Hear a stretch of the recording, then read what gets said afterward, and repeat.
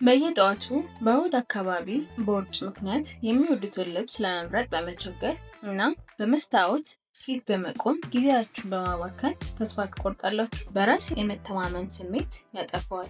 ስለዚህ ዛሬ የአለባበስ ዘይቤያችሁ ሙሉ በሙሉ በመቀየር ያለምንም ጭንቀት ቅርጻችሁን የሚያሳምሩ 10 ምርጥ አልባሳትን በመልበስ በየቀኑ በሙሉ ስታይል እና በራስ መተማመን መውጣት ትጀምራላችሁ። ቪዲዮውን እስከ መጨረሻው እንድታዩ እመክራለሁ። አንደኛ፣ የኤላይን ድሬስስ።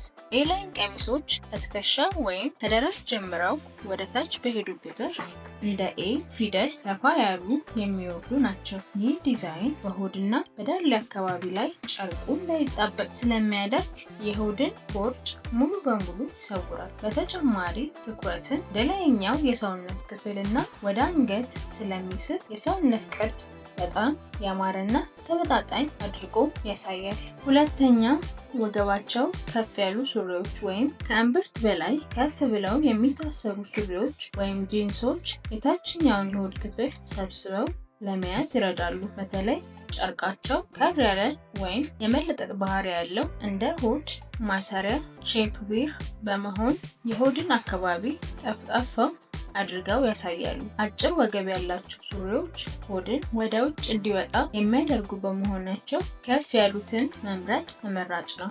ሶስተኛ፣ የመጠቅለያ ቀሚሶች። የመጠቅለያ ቀሚሶች አንዱን ክፍል በሌላው ላይ በማሻገር በወገብ አካባቢ የሚታሰሩ በመሆናቸው ለሁሉም የሰውነት ቅርጾች ተስማሚ ናቸው። በወገብ ላይ የሚደረገው ማሰሪያ የሰውነትን ቀጭኑ ክፍል ጎልቶ እንዲታይ ያደርጋል።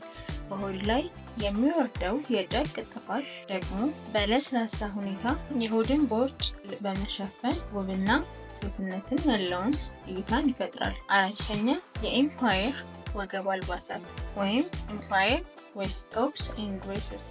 ይህ ስታይል የወገብ መስመርን ከተፈጥሯዊ ወገብ ከፍ በማድረግ ወዲያውኑ ከደረት በታች ያደርገዋል።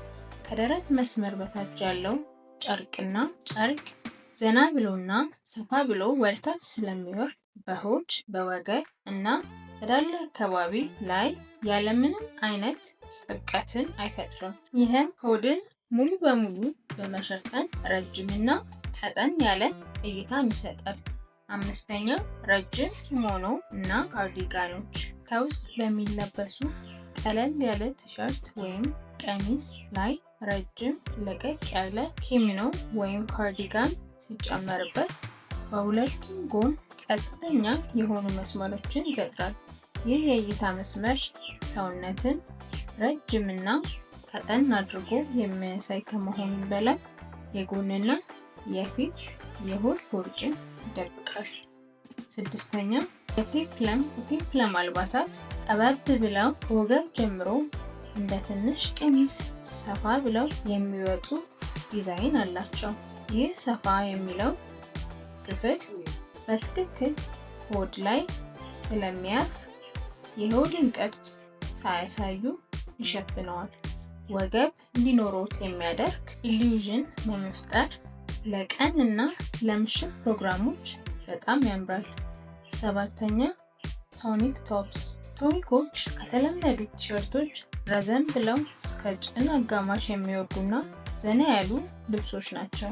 የሆድ አካባቢ ሳያጣብቁ በነፃነት ስለሚያርፉ በጣም ምቹ ናቸው። ከታች ጠበቅ ካሉ ሌጊንጎች ወይም ቀጫጭን ጂንሶች ጋር ሲለበሱ በላይኛውና በታችኛው የሰውነት ክፍል መካከል ጥሩ የስታይል ሚዛን ይፈጥራል። ስምንተኛ፣ የታጠፉ የፊት ክፍሎች። በሆድ አቅጣጫ ጨርቃቸው የተሸበሸበ የተጣጠፈ ወይም ተጨማሪ የጨርቅ ዘር ያላቸው አልባሳት ቦርጭን ለመሸፈን በጣም ጥሩ ናቸው።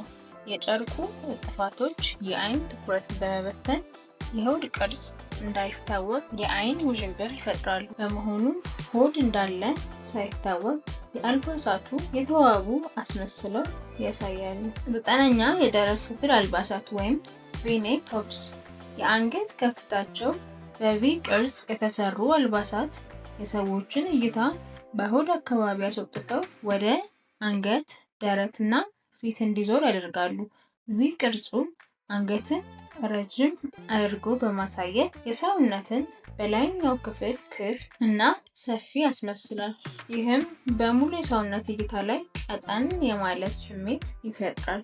10ኛ የጨለሙ ቀለሞች እና ከባድ ጨርቆች እንደ ጥቁር፣ ደማቅ ሰማያዊ፣ ጥቁር ቡናማ እና የወይን ጠጅ ያሉ ቀለሞች ብርሃንን ስለሚስቡ ቦርጭን በመሰወር ቀጠን አድርገው ያሳያሉ።